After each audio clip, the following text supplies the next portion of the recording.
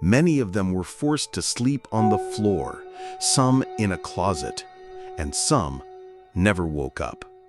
They were beaten for tears, for the word mama, for daring to live.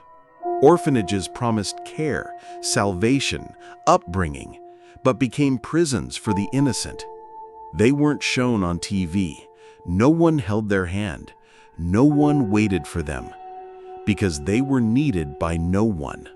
Many simply vanished, but each one lived. Each one cried, yet hoped.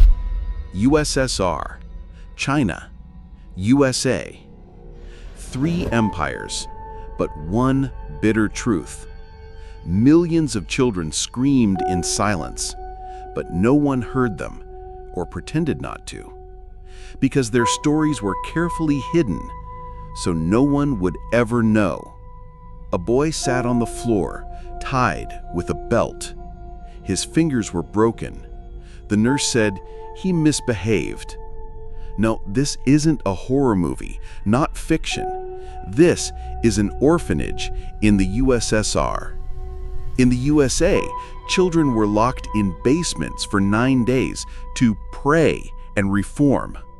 In China, girls were sent to orphanages where they starved to death because they were needed by no one.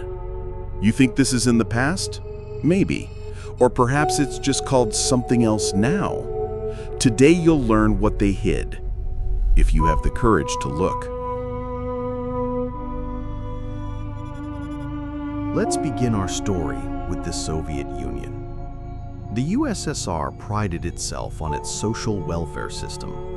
On television, they showed smiling children, holiday celebrations, and teachers with bouquets. But behind this facade, thousands of children were left voiceless.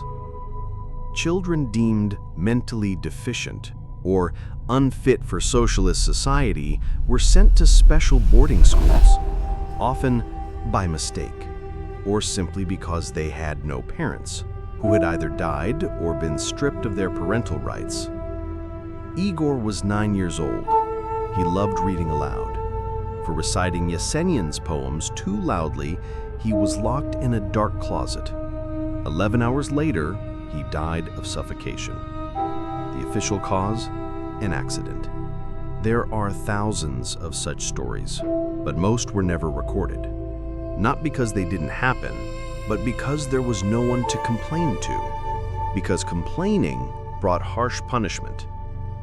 In winter, children were forced to sleep with open windows for toughening. Some caught pneumonia. They were isolated and left untreated to avoid infecting others. Crying was forbidden. Crying was for the weak.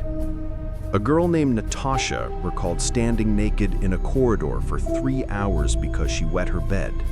She said, "I thought it was fair, that I really was bad and deserved punishment, and to tell no one." Witnesses described the same things: the smell of urine, moldy walls, screams, sometimes silence, a terrifying, deafening silence, like in a morgue, because the children were afraid to even whisper.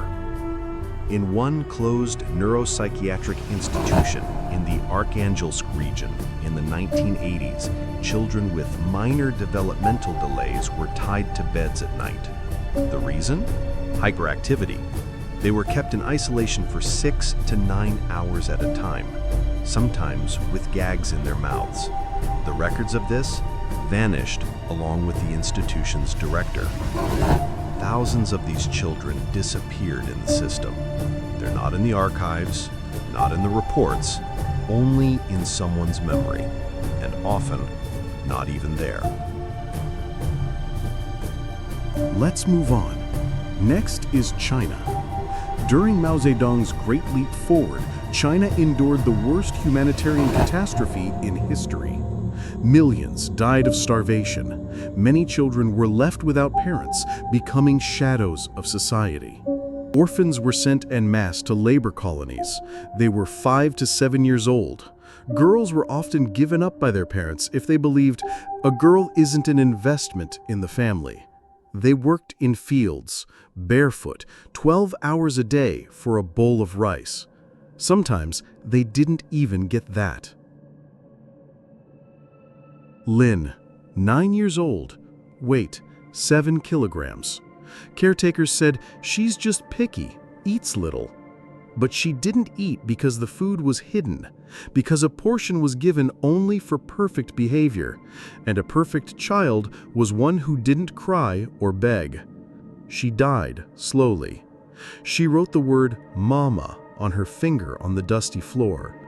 3 days later, she died in her sleep. The medical staff recorded, "Death from exhaustion. Didn't notice in time." Another child, a boy named Zhang, went blind after being struck on the head with a stick. He hadn't met the quota at the children's factory. The caretaker explained, "Punishment boosts productivity." Thousands of such punishments were never officially recorded because orphans had no documents, no names, only numbers, only obedience. These stories are often dismissed because it was a different culture in tough times. But children are children everywhere. They feel pain, fear, and loneliness the same way everywhere. According to eyewitness accounts, in some Chinese provinces, baby girls were left at orphanage gates with notes, "We can't afford her. We already have a son." Most of these girls didn't survive past age 2. They were never registered. Their deaths were never recorded. They weren't needed. Now let's turn to the USA. America, the land of freedom, democracy, and humanism. But there are stories not found in school textbooks. Orphanages in the early 20th century, especially those run by religious organizations, were zones of silent violence. Boys and girls who lost their parents ended up in shelters for moral upbringing. In name, shelters. In reality, correctional facilities. They prayed every day for purity, for forgiveness, for food, for not being called to confession with a brother wielding a belt. Sarah, 11 years old, for not knowing a word from the Bible, she was tied to a bed for the night. "You'll pray lying down until you learn," the nun said. A boy named George spent 9 days in a dark basement. He was punished for insolence, asking for a second piece of bread. A year later, he died of pneumonia. Sexual crimes were hushed up within the church hierarchy. Guilty priests were transferred to other parishes, while children were told that speaking out would bring God's wrath and damnation. Thousands of abuse cases were filed decades later, but nearly all were dismissed due to statutes of limitations, because the children stayed silent, because they were taught to stay silent. In 1974, one girl escaped. She wrote a book. In it was a line, "I prayed to die in my sleep, because mourning meant facing them again." This wasn't an isolated case. It was a system. Hundreds of shelters, thousands of children, and decades of silence. And another chapter rarely discussed, the so-called Magdalene laundries, laundries run by convents. Orphaned girls or disobedient teens were sent there. Workdays lasted 14 to 16 hours with little food or sleep. These institutions didn't exist in the Middle Ages. The last laundry closed in 1996. Not in some distant past, but in Ireland, in the heart of Europe, just recently. SSSR, China, USA.